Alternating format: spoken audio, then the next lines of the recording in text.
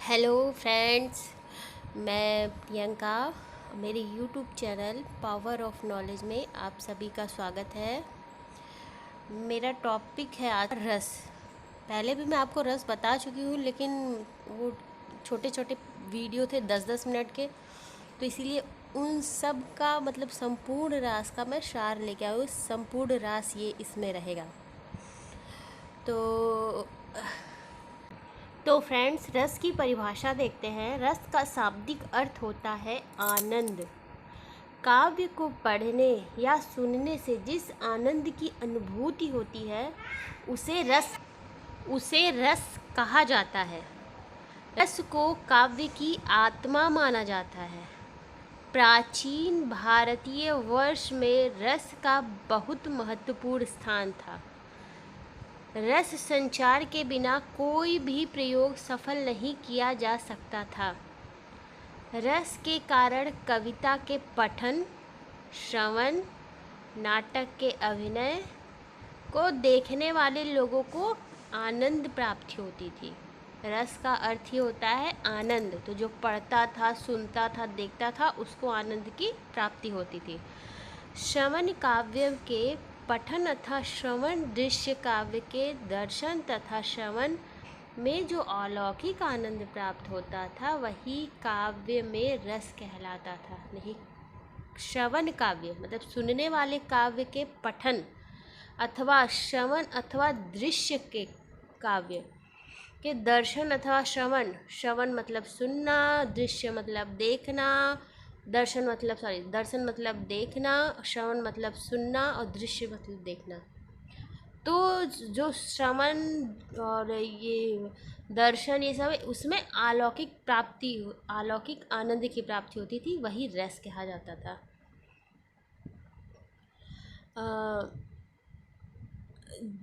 रस के जिस भाव की अनुभूति होती है उसे रस का स्थायी भाव कहा जाता है।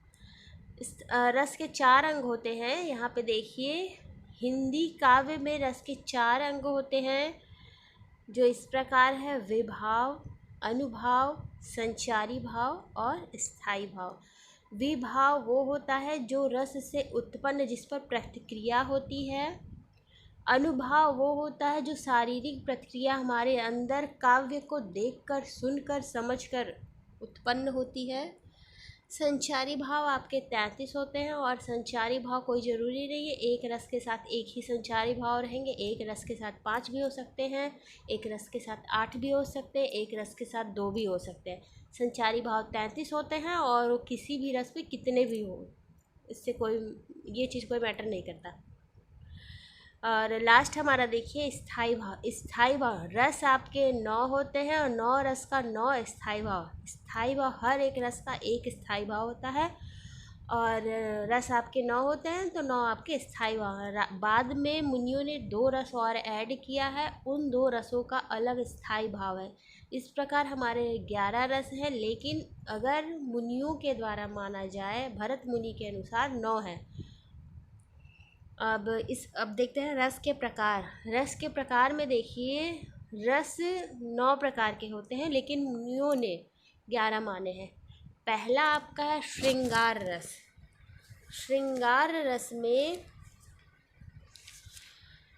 श्रृंगार रस जो इसका स्थायी भाव है रति, और श्रृंगार रस जो है सबसे श्रेष्ठ रस माना जाता है। सेकेंड आपका है हास्य रस। हास्य रस का स्थायी भाव है हास। इसमें काव्य को पढ़ने से जो हंसी उत्पन्न होती है उसे ही हास्य रस कहा जाएगा। थर्ड आपका है रौद्र रस। रौद्र रस वो होता है जिसको पढ़ने से, देखने से, सुनने से क्रोध उत्पन्न हो, उसे रौद्र रस कहते हैं। और रौद्र रस का स्थायी भाव होता है शोक। रौद्र रस का स्थायी भाव होता है क्रोध। नेक्स्ट हमारा देखिए करुण रस। करुण रस का स्थायी भाव होता है शोक। करुण रस का स्थायी भाव होता है शोक। नेक्स्ट हमारा है वीर रस, इसमें वीरता दिखाई जाती है। जिस किसी काव्य को पढ़ने सुनने से उसमें वीरता का जब उद्भव होता है तो उसे वीर रस कहा जाता है। वहाँ वीरता का संचार अपने आप शरीर में उत्पन्न हो जाएगा, तो उसे ही वीर रस कहते हैं। वीर रस का स्थायी भाव होता है उत्साह। वीर रस का स्थायी भाव उत्साह। नेक्स्ट हमारा है अद्भुत रस। अद्भुत रस जिसमें आश्चर्य की प्राप्ति होती है। आश्चर्य की प्राप्ति होती है। अद्भुत रस का स्थायी भाव है विस्मय। नेक्स्ट हमारा है विभत्स रस। विभत्स रस में आपको देखकर किसी भी चीज़ को घिनौना सा लगेगा। नेक्स्ट हमारा है भयानक रस। भयानक रस को देखकर भय उत्पन्न होगा। नेक्स्ट है शांत रस। शांत रस का स्थायी भाव होता है निर्वेद। वात्सल्य और भक्ति रस, ये बाद में दो ऐड किए हैं। वात्सल्य रस का स्थायी भाव मान लिया गया है, लेकिन इसका स्थायी भाव वात्सल्य और भक्ति का भक्ति रस ही है। इसका स्थायी भाव स्थायित्व हो जाता है। अब हमारा देखते हैं सबसे पहले श्रृंगार रस। तो श्रृंगार रस में सबसे पहले श्रृंगार रस की परिभाषा देखते हैं।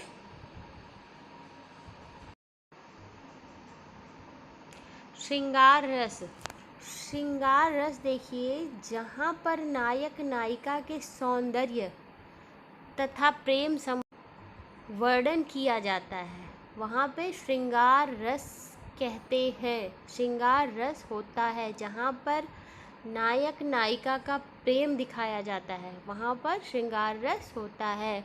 श्रृंगार रस को रसराज या रसपति कहा जाता है। तो श्रृंगार रस को 9 आपके रस हैं। 9 रसों में सबसे श्रेष्ठ रस जो है वो है श्रृंगार रस, तो इसीलिए इसे रसराज या रसपति भी कहा जाता है। इसका स्थायी भाव होता है रति। श्रृंगार रस का स्थायी भाव है रति। इसका एग्जाम्पल देख लेते हैं। बरसत लालच लाल की, मुरली धरी लुकाए, सौह करे भौहन हसे, दैन कहे नहीं जाए। यहाँ पर भगवान श्री कृष्ण के श्रृंगार का वर्णन किया गया है, उनकी शारीरिक चेष्टाओं का वर्णन किया गया है। भगवान श्री कृष्ण ने जो श्रृंगार किया है यहाँ पे उसका वर्णन किया है। श्रृंगार रस का डीप वीडियो मैंने 10 मिनट का बनाया है। अगर श्रृंगार रस का डीप नॉलेज आप लोगों को लेना है तो डिस्क्रिप्शन बॉक्स में उसका लिंक मैं डाल लूँगी, आप लोग देख लीजिएगा वहाँ से। श्रृंगार रस 2 प्रकार के होते हैं, संयोग श्रृंगार और वियोग श्रृंगार। संयोग श्रृंगार वो होता है जिसमें नायक नायिका का मिलन दिखाया जाता है, और वियोग श्रृंगार वो होता है जिसमें नायक नायिका का बिछड़ना दिखाया जाता है। तो अगर डीप नॉलेज चाहिए तो आप डिस्क्रिप्शन बॉक्स में लिंक देख लीजिएगा। बरसत लालच लाल की, मुरली धरी लुकाए, सौह करे भौहन हसे, दैन कहे नहीं जाए। यहाँ पे आपका श्रृंगार रस है। तो भगवान श्री कृष्ण की चेष्टाओं, भगवान श्री कृष्ण का श्रृंगार यहाँ पे वर्णन किया गया, और सबसे श्रेष्ठ रस है श्रृंगार रस। नेक्स्ट हमारा है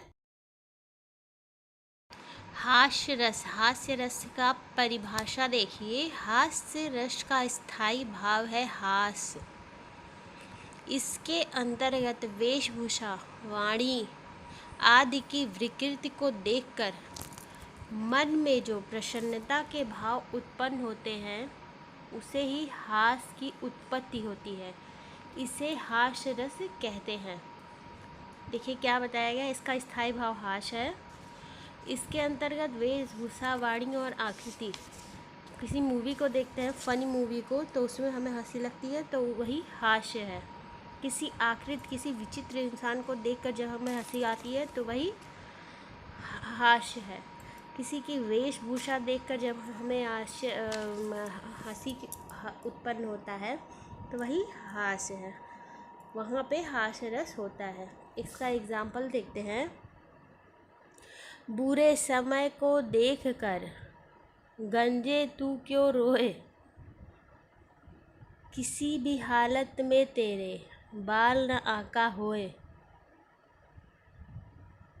बुरे समय को देख कर गंजे तू क्यों रोए, मतलब उसके गंजे तुम क्यों रो रहे जब तुम्हारे पास बाल ही नहीं है। किसी हालत में भी तुम्हारा बाल बाका नहीं हो सकता क्योंकि तुम्हारे पास तो बाल ही नहीं है। तो यहाँ पे देखिए ऐसे ही हास्य उत्पन्न हो रहा है, तो यहाँ पे हास्य रस है।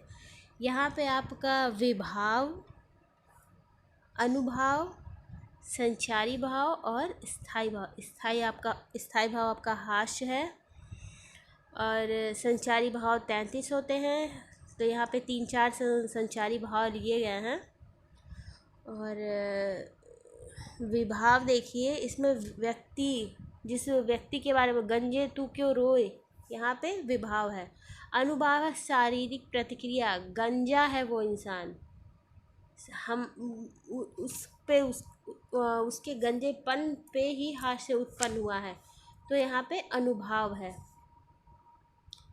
तो हास्य रस वही होता है जिसमें किसी भी आकृति, वेशभूषा, वाणी आदि को देखकर हास्य उत्पन्न हो, वहाँ पे हास्य रस होता है।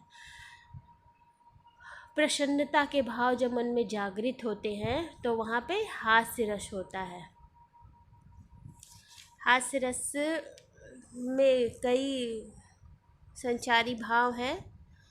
अगर इसका डीप नॉलेज आप लोगों को चाहिए तो डिस्क्रिप्शन बॉक्स में मेरा 10 मिनट का वीडियो है, उसको आप लोग देख लीजिएगा। और नेक्स्ट हमारा है करुण रस। तो करुण रस की परिभाषा देखते हैं सबसे पहले। तो परिभाषा देखते हैं। इसका स्थायी भाव होता है शोक। करुण का अर्थ ही होता है शोक, तो करुण रस का स्थायी भाव है शोक। इस रस में किसी अपने का विनाश या अपने का वियोग, द्रव्य नाश एवं प्रेमी से सदैव बिछुड़ जाने या दूर चले जाने से जो दुख या वेदना उत्पन्न होता है उसे करुण रस कहते हैं। देखिए इसमें बताया गया है, इस रस में किसी अपने का विनाश, विनाश का मतलब कोई छोड़ के चला जाए दुनिया से। अपने का वियोग, सेम चीज़। द्रव्य नाश मतलब किसी चीज़ का नाश हो जाए, एवं प्रेमी से सदैव बिछुड़ जाने या दूर चले जाने से जो दुख या वेदना उत्पन्न होता है। दूर चले जाने का मतलब वो नहीं, देखिए इसमें दो चीज़ें। दूर चले जाने का मतलब ये नहीं कि फिर वो मिलेगा। श्रृंगार रस में दो है, संयोग श्रृंगार और वियोग से। वियोग श्रृंगार जो होता है उसमें मिलने की आशा होती है, लेकिन करुण रस में जो ये बिछुड़ जाने और दूर चले जाने का है, इसमें फिर मिलने की आशा नहीं होती है, तो उससे जो वेदना उत्पन्न होती है वही करुण रस में। करुण रस में और श्रृंगार, वियोग श्रृंगार में बहुत अंतर है।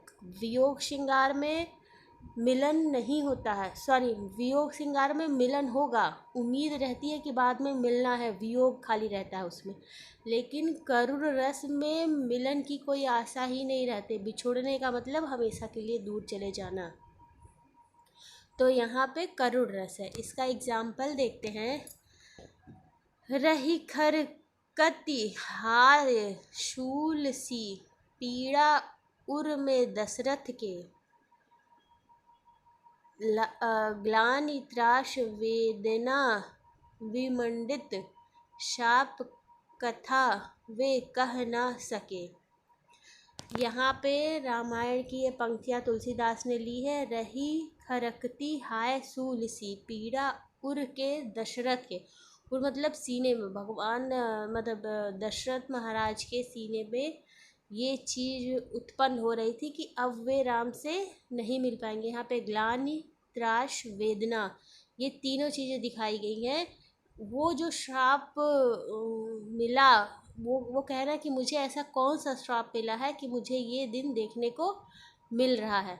मतलब भगवान राम से बिछुड़ने के बाद वो पुनः नहीं मिलेंगे, क्योंकि उन्हें लग रहा, उन्हें आभास हो रहा है कि उनकी मृत्यु हो जाएगी।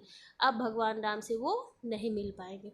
तो यहाँ पूरी तरह से बिछड़ने का अर्थ ही करुण रस है। यहाँ पे दोबारा मिलन नहीं होगा, यहाँ पूरी तरह से बिछड़ना ही करुण रस होता है।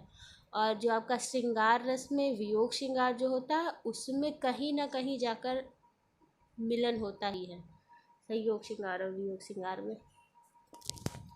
तो करुण रस वो है जिसमें मिलने की आशा नहीं होती है, वहाँ पे करुण रस होता है।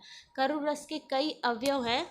करुण रस में स्थायी भाव, अनुभाव, संचारी भाव और विभाव सब आपको देखने को मिलते हैं। करुण रस का स्थायी भाव है शोक।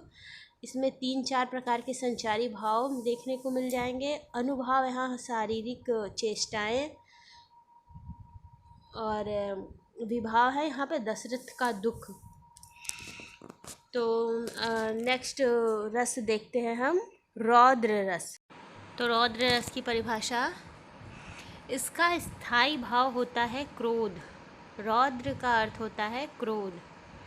जब किसी एक पक्ष या व्यक्ति द्वारा दूसरे पक्ष या दूसरे व्यक्ति का अपमान करने अथवा अपने गुरुजन आदि की निंदा से जो क्रोध उत्पन्न होता है, उसे रौद्र रस कहते हैं। रौद्र का अर्थ ही हुआ क्रोध। किसी भी कारण से जब मन में क्रोध उत्पन्न होता है, अपमान उत्पन्न होता है, चाहे वो दूसरों के प्रति हो, चाहे वो अपने प्रति हो, मतलब क्रोध उत्पन्न होगा ही, तो वहाँ पे रौद्र रस होता है। रौद्र रस में भी सेम है कि स्थायी भाव इसका क्रोध हो गया, और संचारी भाव 33 है, तो इसमें में से 5-6 संचारी भाव होंगे। निर्वेद, ग्लानि, कई हैं। और विभाव जो है, इसमें व्यक्ति के मन में जो विकार उत्पन्न होता है उसे ही विभाव कहते हैं।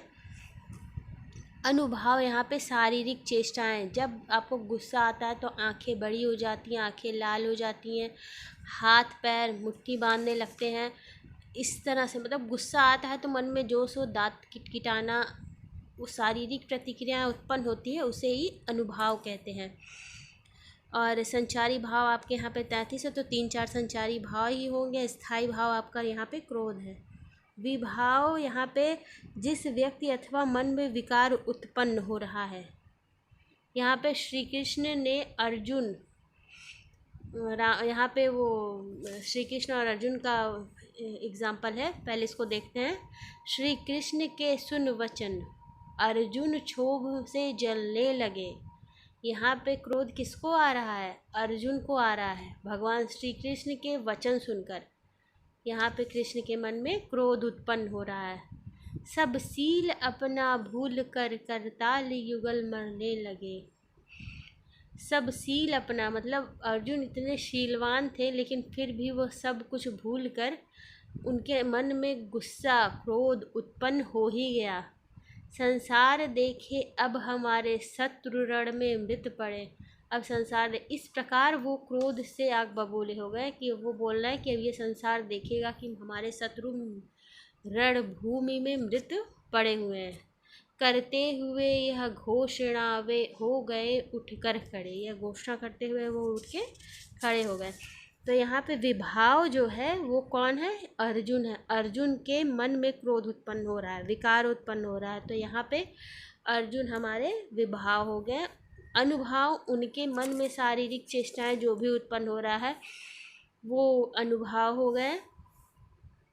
संचारी भाव यहाँ पे है निर्वेद, ग्लानि, शंका, असूया, मद, दीनता तो नहीं, दीनता भी है। और स्थायी भाव इसका देख लीजिए, स्थायी भाव है इसका क्रोध।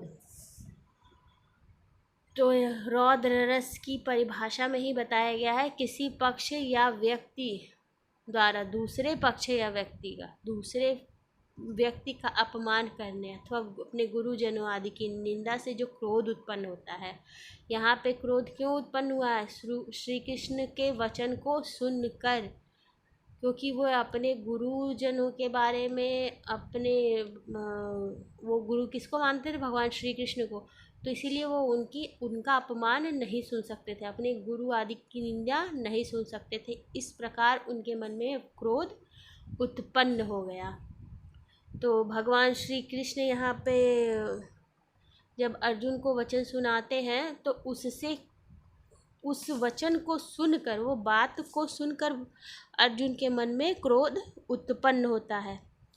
संचारी भाव यहाँ पे 33 में से 3-4 संचारी भाव हैं। स्थायी भाव इसका शोक है, क्रोध है। तो अपना नेक्स्ट रस देखते हैं हम। अगला रस है हमारा वीर रस। वीर रस की परिभाषा देखते हैं। वीर रस का स्थायी भाव होता है हो उत्साह। वीर रस का स्थायी भाव उत्साह। जब किसी रचना या वाक्य आदि से वीरता जैसे भाव की उत्पत्ति होती है तो वहाँ वीर रस कहा जाता है। जब किसी रचना या वाक्य, जब किसी कविता को सुन के, किसी रचना को पढ़ के, किसी मूवी को देख के वीरता का आभास होता है तो वहाँ पे वीर रस होता है। इस रस के अंतर्गत जब युद्ध अथवा कठिन कार्य को करने के लिए मन में जो उत्साह की भावना विकसित होती है उसे ही वीर रस कहते हैं। देखिए, वीर रस में आप मन में उत्साह की भावना जागृत होगी। तो युद्ध आदि कठिन कार्य करने के लिए जब मन में, किसी भी कार्य को जब मन में करने के लिए उत्साह जागृत होता है, चाहे वीर युद्ध हो, चाहे मतलब कोई भी कार्य हो, युद्ध आदि में जब कोई भी कठिन कार्य करने के लिए जब मन में उत्साह जागृत होता है तो उसे ही वीर रस कहा जाता है। मन में वीरता की भावना ही वीर रस होती है। एग्जाम्पल देखते हैं। बुंदेलों के हर बोलों के मुख हमने सुनी कहानी थी, खूब लड़ी मर्दानी वो तो झांसी वाली रानी थी। बुंदेले हर बोलों के मुख हमने सुनी कहानी थी। इसमें झांसी की रानी की वीरता का वर्णन किया गया है। यहाँ पे वीर रस है, यहाँ पे झांसी की रानी के बारे में बोला गया है तो विभाव क्या है? झांसी की रानी। यहाँ अनुभाव क्या है? उनकी शारीरिक चेष्टाएं। वीरता में जो मन में उत्साह जागृत होता है उन चेष्टाओं के बारे में। संचारी भाव यहाँ पे 5-6 संचारी भाव हैं यहाँ पे। और स्थायी भाव यहाँ पे क्या है? वीर रस का उत्साह। वीर रस का स्थायी भाव उत्साह। तो यहाँ पे झांसी की रानी जो है, जिस व्यक्ति या पदार्थ के मन में विकार उत्पन्न होता है, तो यहाँ वीरता का विकार किसके मन में उत्पन्न हो रहा है? झांसी की रानी के मन में। तो जो मन में विकार उत्पन्न होता है वही विभाव होता है। अनुभाव यहाँ पे है उनकी शारीरिक चेष्टाएं, कि वो लड़ने में बहुत ही मजबूत थी, वो मतलब युद्ध आदि कार्यों में निपुण थी। तो उनकी शारीरिक चेष्टाएं जो भी है वो जो है अनुभाव है। संचारी भाव यहाँ पे निर्वेद, मद, वीरता आदि संचारी भाव हैं। स्थायी भाव यहाँ पे क्या है? वीर रस का स्थायी भाव है वीर रस का स्थायी भाव है उत्साह। सो यहाँ पे महारानी झांसी की रानी के बारे में बोला गया है, इसीलिए यहाँ पे वीर रस है। उनकी वीरता का वर्णन किया गया है, इसीलिए वीर रस है। नेक्स्ट रस हमारा है भयानक रस।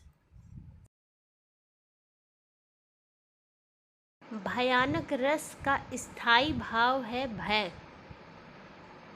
जब किसी भयानक या बुरे व्यक्ति, वस्तु को देखने या उससे संबंधित वर्णन करने या किसी दुखद घटना का स्मरण करने से मन में जो व्याकुलता अर्थात परेशानी उत्पन्न होती है उसे भय कहते हैं। उस भय के उत्पन्न होने से जिस रस की उत्पत्ति होती है उसे भयानक रस कहते हैं। भयानक रस में एग्जाम्पल देखिए, अखिल यौवनों के रंग उभार, हड्डियों के हिलाते कंकाल, कांचे के चिकने काले, व्याल केचली कांस सिबार। यहाँ पर देखिए भयानक रस दिखाई दे रहा है। इसमें स्थायी भाव, विभाव, संचारी भाव और अनुभाव सब है। यहाँ पर भयानक रस की उत्पत्ति हो रही है। किसी भी वस्तु या किसी भी बुरे व्यक्ति के मन को देखकर मन में अजीब सी उलझन उत्पन्न हो रही है, जिससे यहाँ पे भयानक रस की उत्पत्ति हो रही है। कंकाल को देखकर तो वैसे ही सब डर जाते हैं, तो यहाँ पे अस्थियों के हिलाते कंकाल देखेंगे तो और डर लगेगा ही। अखिल यौवनों के रंग उभर, हड्डियों के हिलाते कंकाल, यहाँ पे कंकाल दिखाई दे रहा है, तो यहाँ पे भयानक रस है। नेक्स्ट हमारा है विभत्स रस। विभत्स रस देखते हैं। इसका स्थायी भाव है जुगजुक्सा। इसका स्थायी भाव है जुगजुक्सा। घृणित वस्तुओं, घृणित चीज़ों या घृणित व्यक्ति को देखकर जब मन में विकार, जब उसके मन में संबंध में विचार करने या उसके संबंध में सुनकर मन में जो उत्पन्न होने वाली घृणा, ग्लानि ही विभत्स रस कहलाती है। जब किसी घृणित वस्तु या व्यक्ति को देख के मन में जो घृणा की भाव उत्पन्न होती है उसे ही विभत्स रस कहते हैं। जब किसी घिनौनी चीज़ को देखकर मन में घिन की स्थिति उत्पन्न होती है तो उसे घृणा या ग्लानि उत्पन्न होता है और उसे ही विभत्स रस कहते हैं। आँखें निकाल उड़ जाते, क्षण भर उड़ कर आ जाते, सब जीभ खींच कर कौवे चुभला चुभला कर खाते, भोजन में स्वान लगे, गुर्दे थे भू पर लेटे, खा मांस चाट लेते थे, चटनी सैम बहुते बहुते बेटे। यहाँ पर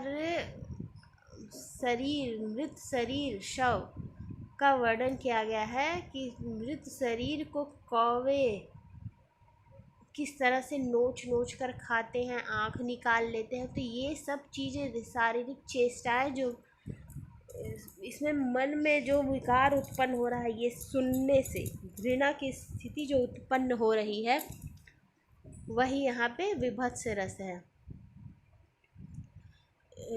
इस एग्जाम्पल को सुन के मन में अजीब सी ग्लानि और घृणा की स्थिति उत्पन्न हो रही है, वही विभत्स रस है।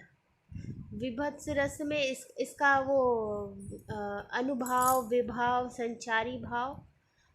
अनुभाव शारीरिक क्रियाएं हैं, जैसे कि घृणित वस्तु या व्यक्ति को देखकर हाथ पैर सिकुड़ना, मन में अजीब उलझन सा महसूस होना, ये सारे मन शारीरिक विकार जो उत्पन्न होता है वो हमारा विभाव, अनुभाव, वो अनुभाव है हमारा। और विभाव जिसके मन में उत्पन्न होता है वो अनुभाव। संचारी भाव 33 है, इसमें से 3-4 संचारी भाव हैं और इस रस का स्थायी भाव है जुगजुक्सा। जो घृणा की स्थिति हमारे मन में उत्पन्न होगी वो कोई ज़रूरी नहीं है कि किसी वस्तु को देखकर ही हो या किसी चीज़ को देखकर, किसी व्यक्ति को देखकर भी हमारे मन में, कोई व्यक्ति होता नहीं बहुत गंदे से होते हैं, उनको देख के अजीब से मन में उलझन सी लगती है, तो वहाँ पर भी ये घृणा वाली स्थिति उत्पन्न होगी। नेक्स्ट रस है हमारा अद्भुत रस। तो अद्भुत रस की परिभाषा देखते हैं। अद्भुत रस का स्थायी भाव है आश्चर्य। जब किसी वस्तु, व्यक्ति, किसी विचित्र इंसान या वस्तु को देखकर मन में आश्चर्य की स्थिति होती है तो वही अद्भुत रस होता है। इसका स्थायी भाव होता है आश्चर्य। जब व्यक्ति के मन में विचित्र अथवा आश्चर्यजनक वस्तुओं को देखकर जो विस्मय आदि के भाव उत्पन्न होते हैं वो अद्भुत रस कहलाते हैं। अद्भुत रस का अर्थ ही हुआ कि किसी आश्चर्यजनक वस्तु या व्यक्ति को देखकर जब मन में आश्चर्य की स्थिति उत्पन्न होती है वही क्या है? अद्भुत रस है। अद्भुत रस का एग्जाम्पल देखते हैं।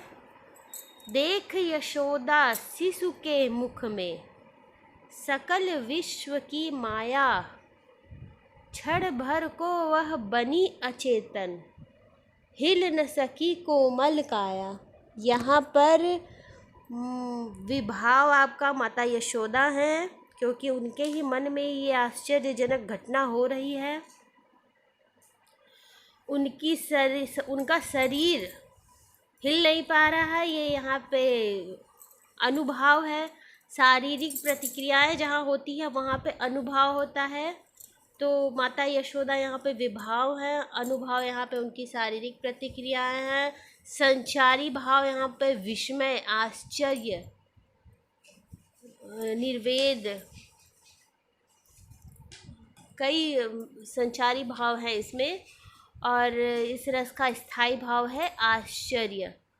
तो माता यशोदा भगवान श्री कृष्ण के मुख में संपूर्ण संसार, सकल विश्व को देखकर क्षण भर को वह अचेतन हो गई।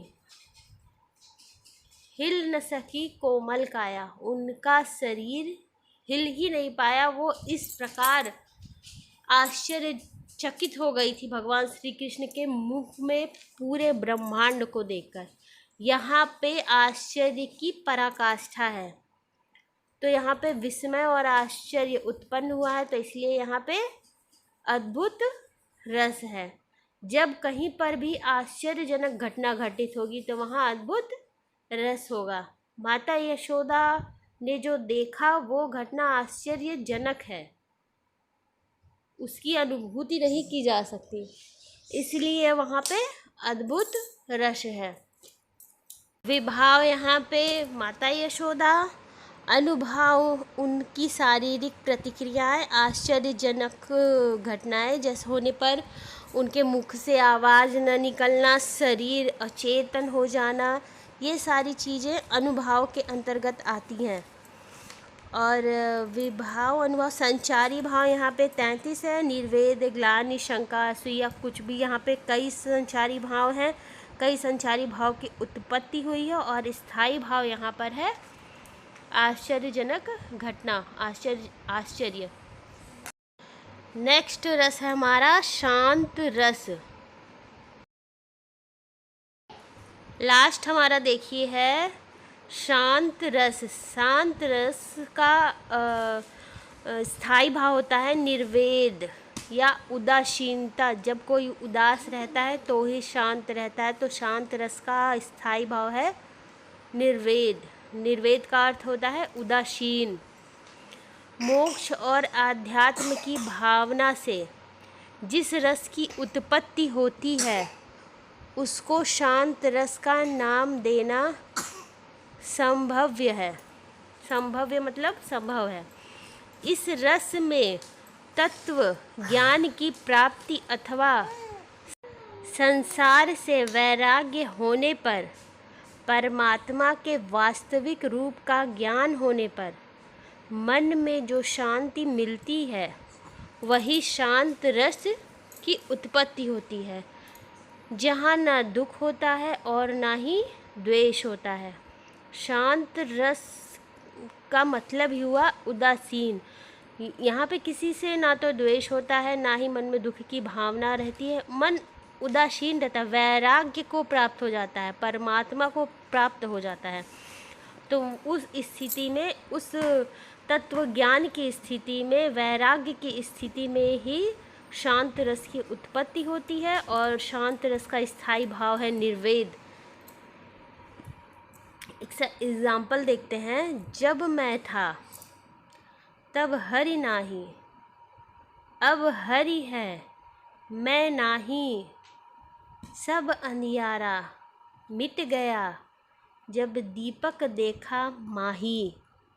यहाँ पे पूर्ण रूप से वैराग्य की पराकाष्ठा दिखाई गई है, परमात्मा में लीन होने की भावना दिखाई गई है कि जब मैं था, जब मेरे अंदर, मैं मतलब अहंकार हुआ, जब मेरे अंदर अहंकार था तब भगवान नहीं थे, अब मेरे अंदर भगवान है और अहंकार नहीं है। मैं का अर्थ हुआ अहंकार। और सब अंधियारा मिट गया जब मैंने इस तत्व ज्ञान को प्राप्त किया। तो यहाँ पे हमारा शांत रस है। शांत रस पूरी रूप से वैराग्य को प्राप्त कर गया है। यहाँ पर हमारा स्थाई भाव, निर्वेद, यहाँ पे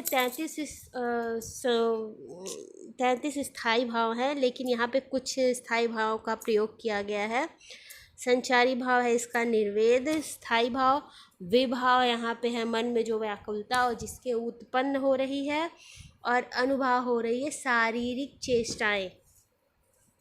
तो इस प्रकार यहाँ पे हमारा शांत रस है। शांत का अर्थ होता है निर्वेद, पूर्ण रूप से वैराग्य को प्राप्त करना, वहाँ पे शांत रस है। यहाँ पर हमारा रस कंप्लीट हो जाता है, लेकिन मुनियों के अनुसार 2 रस और है जो उनका अपना ही स्थाई भाव, अलग से कोई स्थाई भाव नहीं है। संचारी भाव तो वही है जो 33 है, उसी में से संचारी भाव हैं। तो अगर ऑप्शन में 11 होंगे मुनियों के अनुसार, ऋषि मुनियों के अनुसार, तब आप वहाँ पे 11 ऑप्शन में लगाएंगे। ये कुछ इम्पॉर्टेंट क्वेश्चन है रस से संबंधित जो अक्सर पूछे जाते हैं पेपर में, वो मैं आपको बताती हूँ। फर्स्ट क्वेश्चन इज, विभत्स रस का स्थाई भाव क्या है? ऑप्शन देखिए, क्रोध, भय, विस्मय, जुगुप्सा। तो क्रोध तो हमारा रौद्र रस का है, भय भयानक रस का, विस्मय आश्चर्य रस का, और जुगुप्सा विभत्स रस का। तो विभत्स रस का हमारा स्थाई भाव क्या है? जुगुप्सा। सेकंड क्वेश्चन हमारा है, भाव जिसके हृदय में रहते हैं उसे क्या कहते हैं? आश्रय, आलंबन, उद्दीपन या आलंबन जन्य उद्दीपन। तो भाव जिसके हृदय में रहते हैं, मतलब जिसके हृदय में भाव उत्पन्न होता है उसको क्या कहते हैं? वो आश्रय होता है। आलंबन तो जिसके प्रति होता है, उद्दीपन जो उससे उद्दीप्त होता है, और आलंबन और उद्दीपन वो होते हैं जो उन दोनों के बीच में होते हैं। तो जिसके हृदय में भाव उत्पन्न होता है, जैसे सीता को देखकर राम के मन में भाव उत्पन्न हुए, तो यहाँ पे राम क्या है? राम आश्रय है। तो यहाँ पे भाव जिसके मन में उत्पन्न होता है वो आश्रय है। थर्ड क्वेश्चन हमारा देखिए, किस रस को रसराज कहा जाता है? मैं अपने वीडियो में आगे बता चुकी हूँ कि किस रस को रसराज कहा जाता है। वीर रस को नहीं, हास्य रस को नहीं, श्रृंगार रस को, जी हाँ, श्रृंगार रस को रसराज कहा जाता है। सबसे श्रेष्ठ जो रस होता है वो होता है श्रृंगार रस। मन रे तन कागद का पुतला, लगे बूंद बिन सी जान छिन में, गरबा करे क्या इतना। इन पंक्तियों में कौन सा रस है? भक्ति रस, श्रृंगार रस, करुण रस, शांत रस। एग्जाम्पल से ही पता चल रहा है। मन रे तन कागद का पुतला मतलब संसार के मोह माया से मुक्त। तो जिसमें वैराग्य और परमात्मा की स्थिति प्राप्त हो जाती है वो कौन सा रस था? शांत रस। तो इसका ऑप्शन है शांत रस। करुण रस का स्थाई भाव क्या है? ऑप्शन देखिए, हास्य, हास्य रस का स्थायी भाव हास है। उत्साह वीर रस का स्थायी भाव वीर है। और शोक करु रस का स्थायी भाव शोक। श्रृंगार रस का स्थायी भाव रति। तो यहाँ पे करु रस का स्थायी भाव क्या है? शोक। ऑप्शन सी।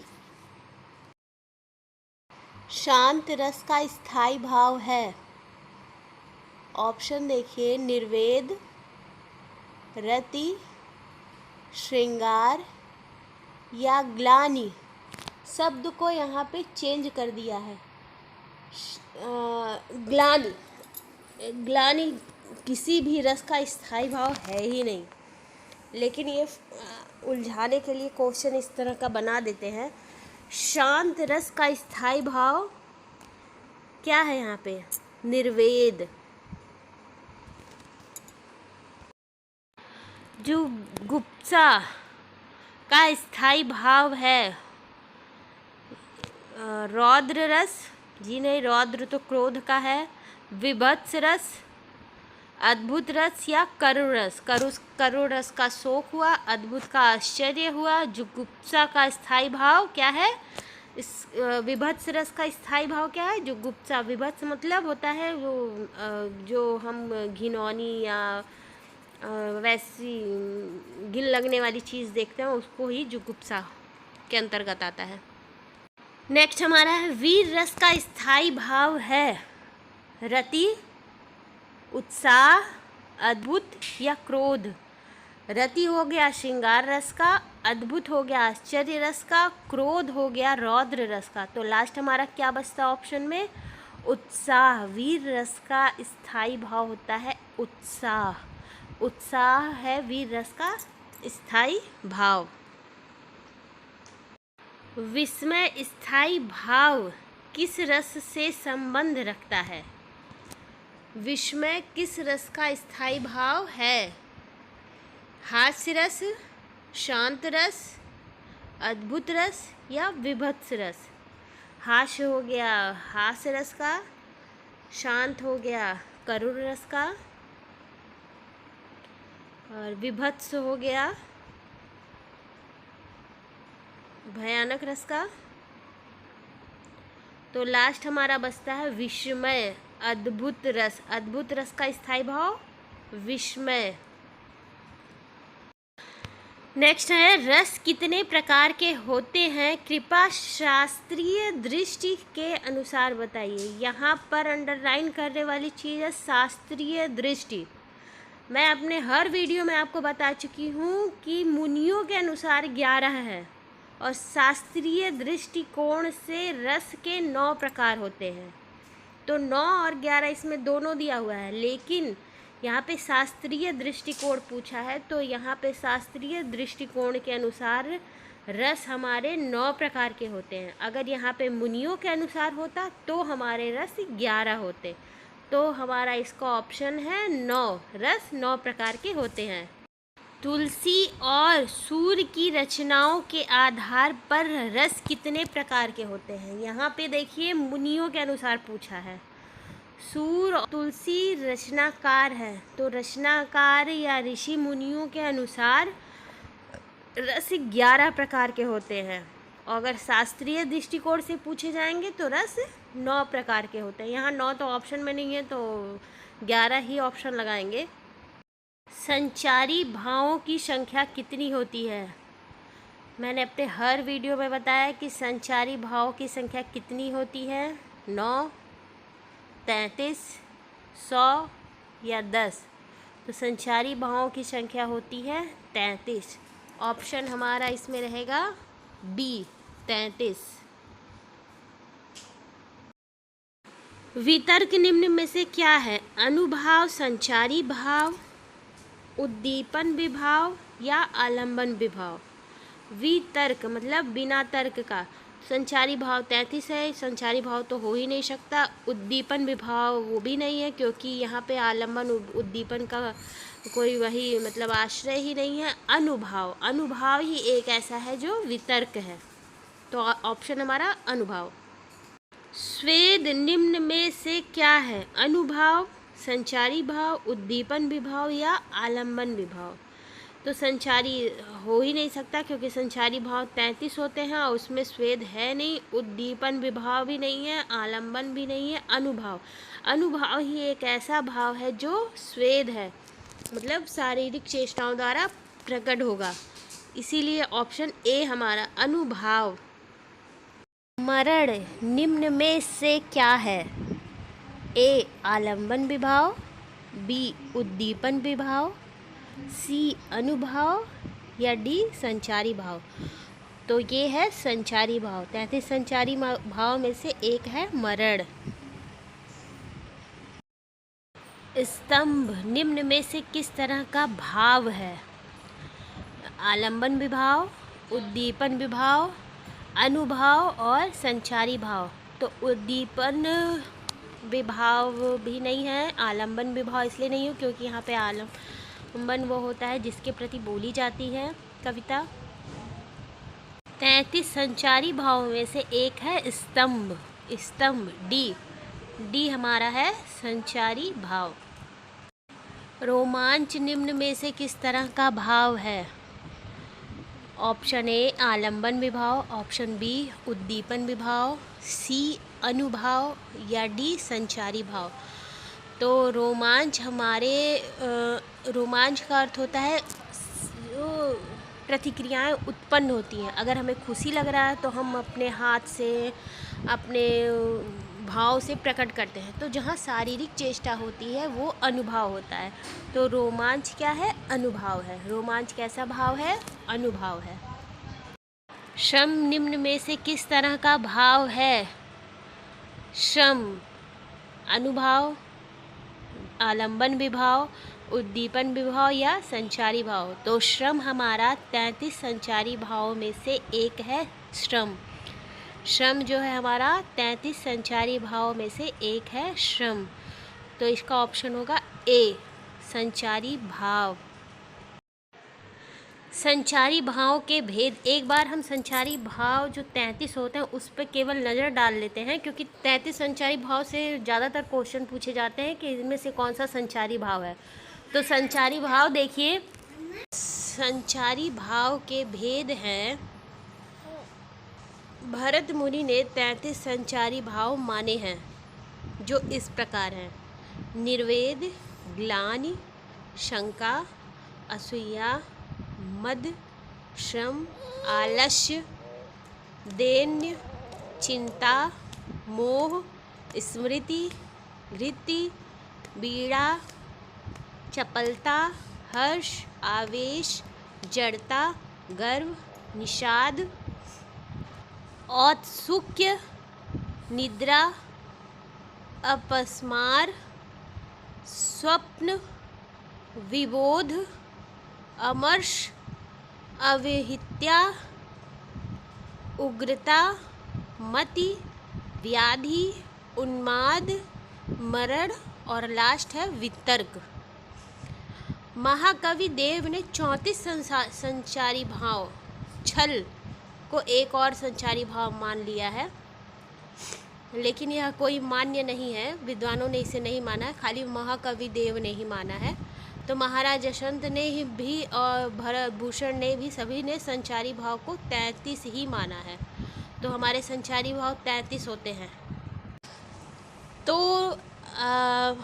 अगर आप इस वीडियो को देखते हैं तो रस आपको अच्छी तरह से समझ में आ जाएगा। किसी भी कंपटीशन में अगर आपसे रस से रिलेटेड कोई भी क्वेश्चन पूछा जाएगा तो आप उसे आसानी से सॉल्व कर पाएंगे।